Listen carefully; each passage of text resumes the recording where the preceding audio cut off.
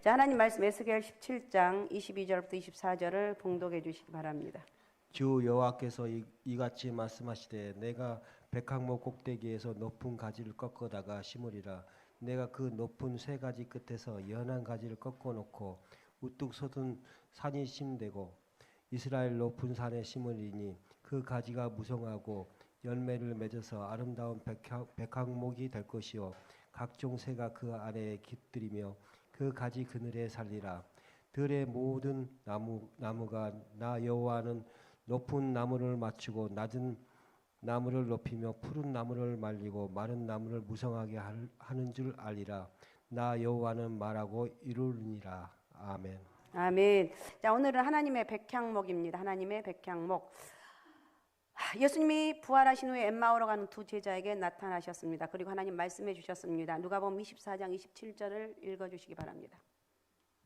이에 모세와 모든 선지자들의 글로 시작하여 모든 성경에 쓴 바 자기에 관한 것을 자세히 설명하시니라. 네, 아멘. 설명하셨다고. 예수님이 부활하신 다음에 엠마오로 내려가는 두 제자에게 나타나셔서 자세히 설명했습니다.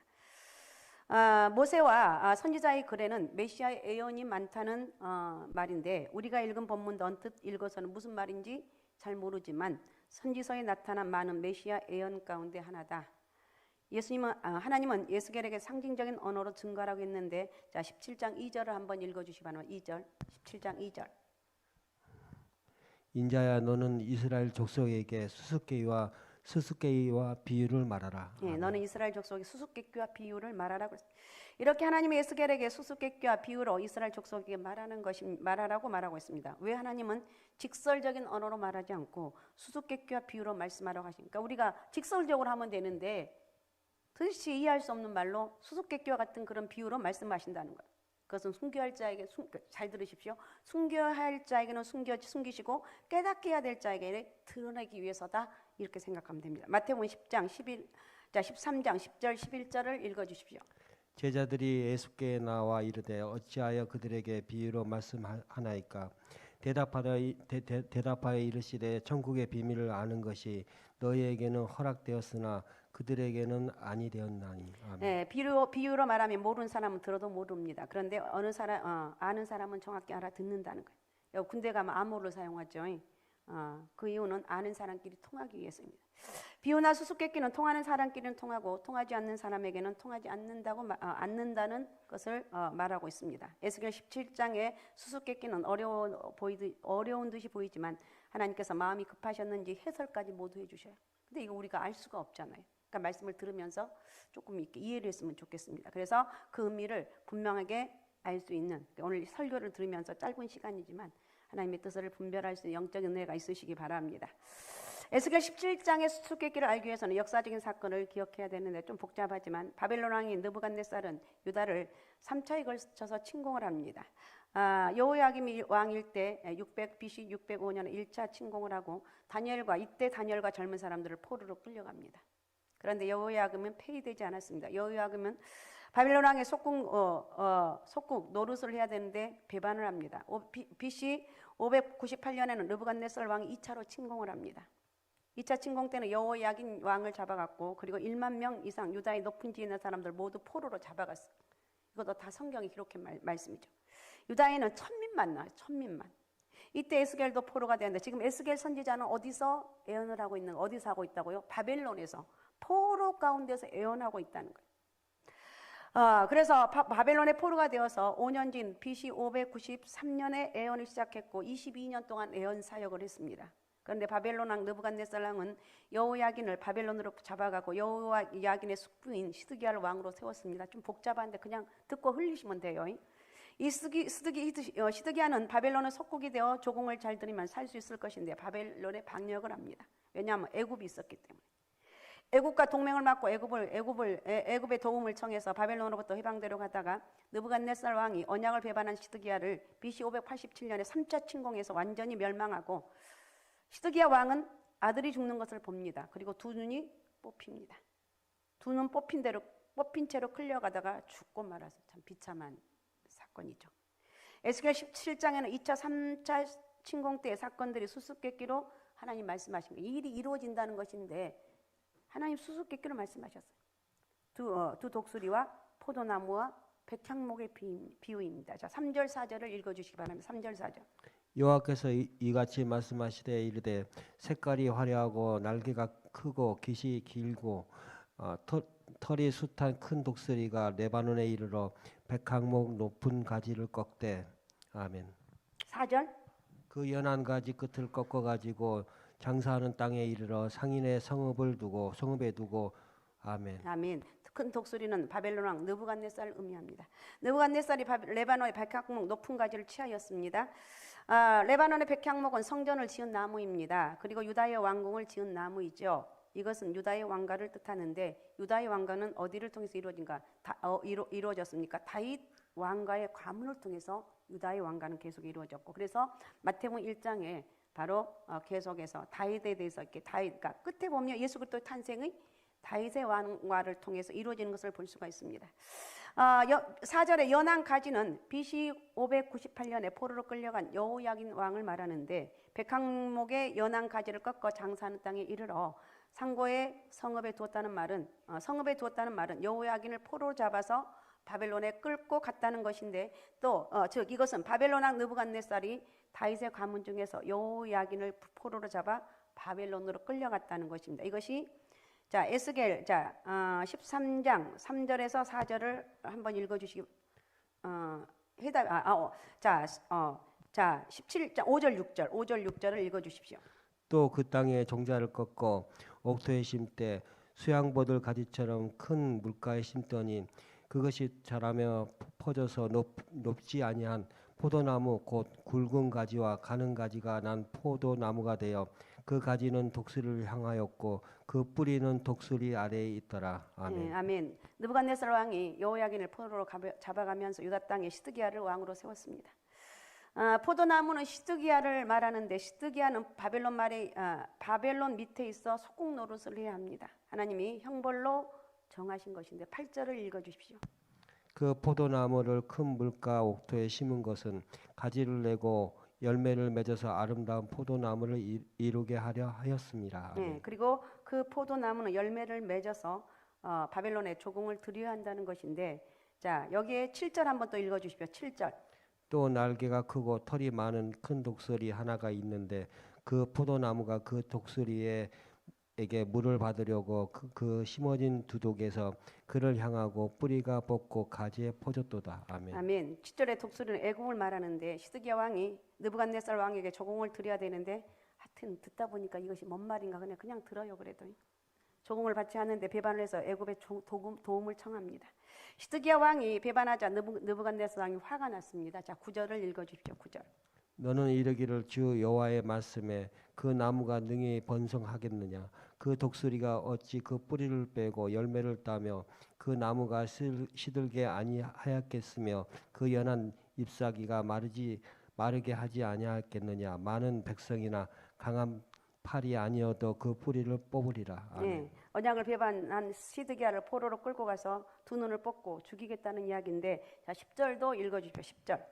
볼지어다 그것이 심어졌으나 번성하겠느냐? 동풍에 부딪힐 때에 아주 마르지 아니하겠느냐? 그 자랐던 두둑에서 마르리라 하셨다 하라. 네, 이스라엘은 동풍과 서풍이 불어오는데 동풍은 지중해에서 부는 바람이라고 그럽니다. 아주 좋은 바람이고 식물을 살리는 바람입니다. 동풍은 사막에서 불어오는 바람이기 때문에 서풍은 사막에서 불어오는 바람이기 때문에 뜨거운 바람이고 식물을 죽이는 바람입니다. 그러므로 시드기야는 두 눈을 뽑히고 자식이 죽고 포로로 끌려가서 바벨론에 죽었습니다. 에스겔이 그래서 17장 1절부터 10절은 수수께끼고 수수께끼구나 그냥 그렇게 듣고만 있어요. 그다음에 11절부터 21절까지는 수수께끼에 대한 하나님의 해석이라는 거예요. 자 그러면 다윗의 왕가는 영원히 끝나는가? 자 사무엘 하 7장 16절을 읽어주시기 바랍니다. 내 집과 내 나라가 내 앞에서 영원히 보존되고 내 왕위가 영원히 경고하리라 하셨다 하라. 아멘. 하나님이 다윗과 언약을 맺었습니다. 그런데 시드기야 사망으로 다윗의 왕가가 끝나버렸습니다. 여기서 하나님은 다윗과 맺은 언약을 어기신 하나님이신가? 이런 질문이 나옵니다. 본문인 에스겔 17장 22절 24절 이 질문에 대한 하나님의 오늘 본문이 대답입니다. 자, 하나님은 첫 번째 백향목의 연한 가지를 꺾어 이스라엘 높은 산에 심으신다는 것인데 22절을 읽어주십시오. 22절. 주 여호와께서 이같이 말씀하시되 내가 백향목 꼭대기에서 높은 가지를 꺾어다가 심으리라. 내가 그 높은 세 가지 끝에서 연한 가지를 꺾어 놓고 우뚝 솟은 산에 심되. 아멘. 하나님 이스라엘 높은 산에 백향목의 연한 가지를 심으시겠다는 것인데 백향목 가지가 아주 없어지는 것이 아닙니다. 이것은 큰 독수리인 느부갓네살 왕과 같은 행동을 하는 것처럼 보이지만 하나님 연한 가지를 취해서 이스라엘의 높고 뼈난 산에 심기 오셔서 거기서 취해서 심기운다는 거예요. 백향목의 높은 가지는 이스라엘 백성들의 우두머리인 다윗 왕가를 가리킵니다. 다윗의 집안을 하나님 영원히 버리는 것이 아니라 다시 연한 가지를 취하겠다는 것입니다. 연한 가지를 취해서 높고 뼈난 산인 시온산 예루살렘에 심겠다는 것입니다. 그러니까 이것은 영적인 부분을 의미하는 것입니다. 이 예언은 일시적으로 BC 539년 고레스 칙령으로 스룹바벨의 인도로 70년 만에 이스라엘 백성들이 돌아옵니다. 예루살렘에 돌아옵니다. 그 돌아온 사람들이 다윗의 후손을 중심으로 나라를 재건할 것을 의미하고 있습니다. 이 예언은 더 깊은 영적인 의미가 있는데, 자, 이사야 11장 1절에서 2절을 읽어주시기 바랍니다. 이 새의 줄기에서 한 싹이 나며 그 뿌리에서 한 가지가 나서 결실할 것이요 그 위에 여호와의 영 곧 지혜와 총명의 영이요 모략과 재능의 양이요 지식과 여호와를 경외하는 영이 강림하시리니. 아멘. 아멘. 다윗의 가문에서 한 가지가 나올 것이고 이 가지에는 성령이 임하실 거란 말인데 메시아에 대한 예언이라는 거예요. 자, 에레미야 23장 5절 6절을 한번 또 읽어주시기 바랍니다. 여호와의 말씀이니라. 보라, 때가 이르니니 내가 다윗에서 한 의로운 가지를 일으킬 것이라.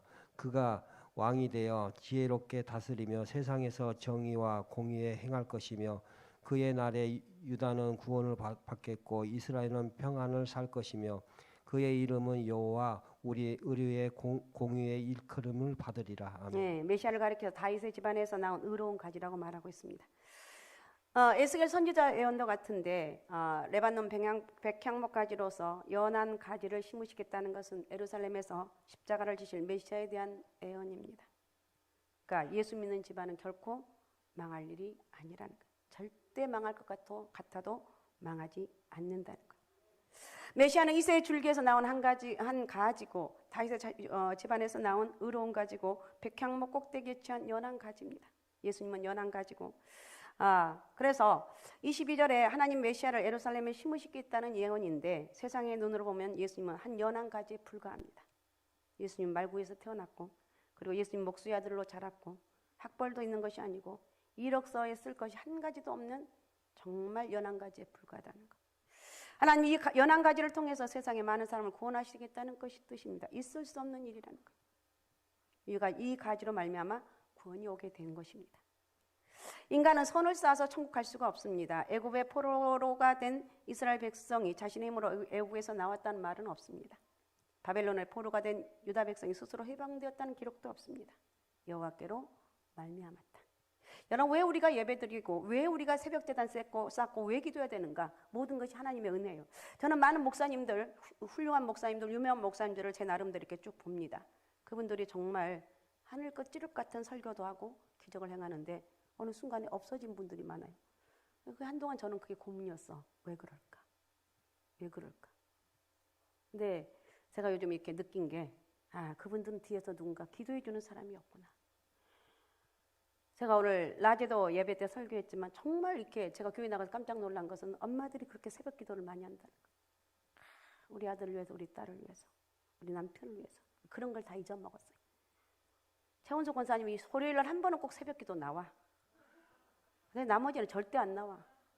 왜 신랑보다 믿음이 더 없나 몰라. 회장이라고 그러면서. 별꼴이 자락꼴이야. 왜 기도를 안 하냐고. 지금 기도 애들을 위해서도 고3이고 얼마나 기도할 때가 많냐고. 내가 그냥 한다고 생각하지 말고 기도하시라는 거예요. 조금만 사람들 모으면 삐져가지고 뭘 안 하냐. 예배를 안 드려. 새벽 예배 드리던 사람도 안 드려. 그러니까 별꼴이 자락꼴이에요. 여러분 그렇게 하지 말라는 거예요. 어떤 상황이 있어도 기도를 놓치면 안 돼요. 아무리 망할 것 같은 그런 순간에도 기도를 회복해야 되는 거예요. 다른 것이 없어요. 우리는 하나님의 은혜로 우리가 기도하는 것, 내가 정말 기도할 수 있는 것 하긴 뭐 내 마음대로 되는 게 하나님 은혜를 주셔야 되죠. 여러분 절대 세상의 방법대로 살아가는 게 아니고 결정적으로 하나님 은혜를 주시는 거예요. 그래서 저는 수많은 우리나라에 얼마나 훌륭하신 목사님도 많고 대단한 사람도 많습니까? 그분들이 왜 순식간에 사라지는가? 누군가 뒤에서 기도해 주는 사람이 없다는 거예요. 여러분은 여러분 가정을 위해서, 여러분 자녀들 위해서, 여러분 남편을 위해서 기도하시라는 거예요. 조금 부족해도 기도하면 하나님이 다 합력하여 선을 이루시는 거예요. 알았습니까? 자, 23절 또 읽어주시기 바랍니다. 23절. 이스라엘 높은 산에 심으리니 그 가지가 무성하고 열매를 맺어서 아름다운 백항목이 될 것이요 각종 새가 그 아래에 깃들이며 그 가지 그늘에 살리라. 아멘. 그 연한 가지는 연한 가지로 계속 있는 것이 아니고 자라서 열매가 무성하고 많은 새들이 와서 깃들인다. 말구에서 태어난 목수의 아들로 자라난 예수님은 연한 가지입니다. 사람들에게 짓밟히고 조롱을 당해. 여러분 예수님 때문에 아니면 어떨 때 제일 요즘 못 견디는 게 조롱당하는 견디세요. 그게 뭐가 힘드냐고. 무시당하면 그냥 견디세요. 하나님 나에게 당하게 하나 보다. 근데 그걸 못 견뎌가지고 막 기를 쓰고 막 얼굴이 시뻘개져 하고. 우리는 그러면 안 돼요. 짓밟고 조롱당하면 당하는 거예요. 예수님은 연한 가지처럼 보인다 우습게 여기지 말라는 거예요. 예수님 연한 가지고 사람들이 침뱉고 때리고 모욕하고 십자가에 죽였지만 3일 만에 살아나셔서 사망을 이기신 능력이 있음을 보여주고 있습니다. 사람이 아무리 능력이 많고 많아도 사망을 이길 능력은 없습니다. 예수 그리스도만 이 능력을 갖추셨어요. 사망을 이기신 그분이 예수 그리스도. 참된 메시아를 입증하고는 말이라는 거예요. 죽은 자 가운데 살아나신 것은 신화도 아니고 거짓말도 아니고 수많은 사람들에게 보였습니다. 다시 살아난 후에 40일 동안 함께 계셨고 40일 후에 승천하셔서 하나님 보좌 우편에 앉으시고 약속대로 보혜사 성령을 보내. 지금 우리는 성령 시대에 살고 있습니다. 성령이 우리를 늘 깨닫게 하셔요. 자, 우리가 성령 받은 것은 이 연한 가지인 예수 그리스도의 희생 때문이라는 거예요. 오순절에 성령 받은 제자들이 설교했더니 하루에 3,000명 회개하고 5,000명이 회개하는 역사가 있었습니다. 대역사를 체험한 거예요. 예루살렘부터 시작한 복음은 소아시아를 지나 유럽을 지나 신대륙을 떠나서 미국, 동남아, 세계 각국에 흩어졌어요. 그 연한 가지가 성장해서 엄청난 큰 백향목이 된 거예요. 무성한 나무가 되었고 수많은 열매를 맺었고 많은 새가 날아오게 되었다는 거예요. 말씀을 정리를 해야 될 것 같습니다. 하나님의 여러분 교회도 마찬가지 작게 시작합니다. 여러분 하나님 중요한 건 제발 하나님 은혜를 잊지 말고 제발 사랑하는 여러분들 기도를 하라는 거예요. 좀 내가 누구 딱 집어서 얘기하고 싶은데 시험 들어봤자지만 집어서 얘기하고 싶은데 그냥 안 할 거예요. 기도 좀 하세요. 기도하면 더 남편이 더 이렇게 한데 나는 못해. 별꼴이 자락꼴이야. 진짜 별꼴이 자락꼴. 기도하면 누구를 위해서 기도하는 거예요? 교회를 핍박하는 사람은 일찍 죽었는데 유세비우스가 쓴 교회사라는 책을 보면 이 책에 로마 황제 중에 교회를 핍박하는 황제치고 일찍 죽지 않는 황제가 없었다는 것으로 증명하고 있습니다. 모두 일찍 죽었어요. 연한 가지가 끼기는커녕 자신들이 꺾인 거예요. 하나님의 교회는 세상에서 멸시를 받고 핍박을 받을지라도 우리는 확신할 수가 있습니다. 교회는 연한 가지처럼 시작되지만 그거 아름다운 백향목이 될 것이다. 우리도 백향목이 될 것이라는 거예요. 여러분 그런 은혜가 여러분 가운데 있으시기 바랍니다. 그냥 말씀을 정리하겠습니다. 오늘 우리 인생의 두 가지 질문을 할 수가 있습니다. 내 인생은 어디에 깃들일 것인가? 내 인생은 어느 곳에 깃들고 어느 그늘에 피할 것인가? 히스기야 왕은 애굽의 그늘에 피하라고 했습니다. 애굽은 세상을 의미합니다. 세상의 재물, 권력, 쾌락을 의미하는데 그런데 이것은 의지할 것이 못 됩니다. 피난처가 되지 못한다는 것. 재물이 그늘이라 믿었는데 사라집니다. 권력과 쾌락이 그늘이라 믿었는데 없어집니다. 본문 23절 후반절에 각종 새가 그 나무 아래에 깃들이며 그 가지 그늘에 살리라고 그랬습니다. 백향목 가지 그늘 아래 거하라는 것입니다. 예수 그리스도의 그늘에 거하는 사람 멸망과 지옥의 형벌에서 해방되고 참 자유와 예수 그리스도를 만나면 기쁨과 안식을 누리게 되고 현세 내생이 형통하다. 둘째, 낮은 나무와 마른 나무 같은 내 인생에도 소망이 있을까? 이런 생각이 드는 사람은 하나님만 높이시고 무성하게 하시는 그 능력을 사모하시기 바라는 거예요. 하나님, 난 능력도 없습니다. 나는 아무것도 할 수 없는데 우리 인생은 하나님의 은혜로 삽니다. 이렇게 고백하면서 나에게 임하셔서 나를 내 앞길 인도하여 주시고 선한 길로 인도해 달라고 그렇게 살면 아름다운 큰 백향목 같은 그런 열매가 그런 나무가 될 줄로 믿습니다. 연한 가지를 심으신 분도 하나님이시고 연한 가지를 큰 백향목으로 성장시키신 분도 하나님이시고 낮은 나무를 높이시고 마른 나무를 무성케 하시는 능력을 갖추신 분도 하나님이시다. 나는 누가 뭐래도 예수님의 은혜로 살아간다. 알았습니까? 기도해야 되겠어 안 해야 되겠어? 엄마들 기도해야 되겠어 안 해야 되겠어?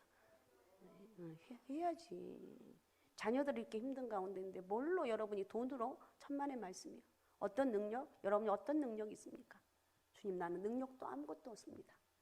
내가 기도하면서 우리 누구누구 우리 아들을 위해서 우리 딸을 위해서 내가 기도하겠다. 제발 쓸데없는 거에 거기에 시험 들지 말고 별것도 아닌 거 시험 들어서 푹 꺼지고 그러지 말고 나는 누구냐 하나님 은혜로 살아가는 존재다.